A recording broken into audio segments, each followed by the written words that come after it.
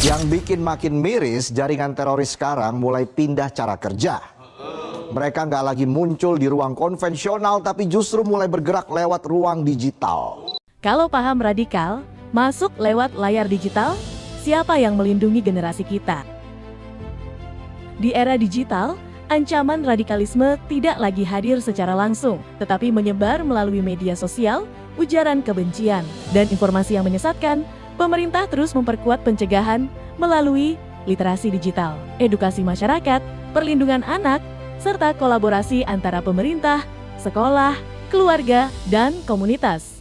Data juga menunjukkan tren penurunan potensi radikalisme di sejumlah daerah sebagai hasil dari upaya pencegahan yang berkelanjutan. Melindungi ruang digital berarti menjaga persatuan, melindungi generasi muda, dan memperkuat ketahanan bangsa. Assalamualaikum warahmatullahi wabarakatuh. Saya Aulia Izana dengan NIM 251010250380, Prodi Ilmu Hukum, Fakultas Hukum, Universitas Pamulang. Saya hormati Ibu Sylvia Hasanah Thorik, SHMH, dosen pengampu mata kuliah Pendidikan Keluarga Kenegaraan.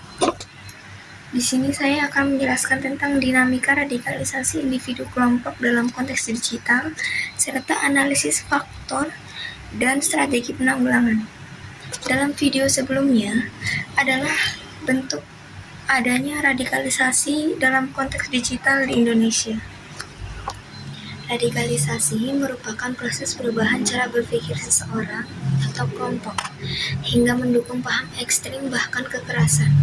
Di era digital, internet dan media sosial menjadi sarana yang memudahkan penyebaran ideologi radikal karena informasi dapat diakses dengan cepat tanpa batas wilayah.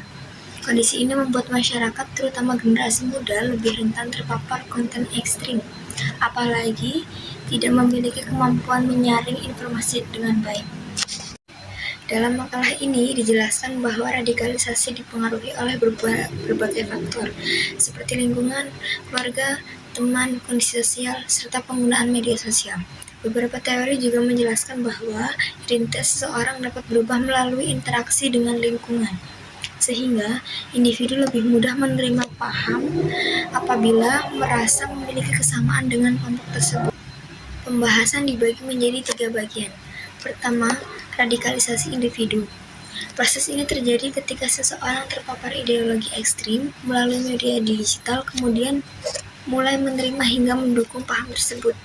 Faktor yang mempengaruhi antara lain kemudahan akses informasi, interaksi di media sosial. Kedua, radikalisasi kelompok. Dalam konteks digital, kelompok ekstrem memanfaatkan media sosial dan komunitas online untuk menyebarkan propaganda, merekrut anggota baru, serta memperkuat ideologi mereka. Penyebaran informasi yang cepat membuat proses radikalisasi menjadi lebih mudah dibandingkan secara langsung. Ketiga, strategi penanggulangan. Upaya yang dapat dilakukan antara lain meningkatkan literasi digital masyarakat, memperkuat keamanan informasi, melakukan pengawasan terhadap penyebaran konten ekstrim, serta membangun kerjasama antara pemerintah, lembaga pendidikan, platform digital, dan masyarakat dalam mencegah radikalisasi sejak dini. Sebagai kesimpulan, radikalisasi di era digital menjadi tantangan yang semakin kompleks karena didukung oleh perkembangan teknologi dan media sosial. Oleh karena itu, diperlukan kebijakan yang adaptif, peningkatan literasi digital, serta peran aktif seluruh elemen masyarakat agar penyebaran paham radikal dapat dicegah secara efektif.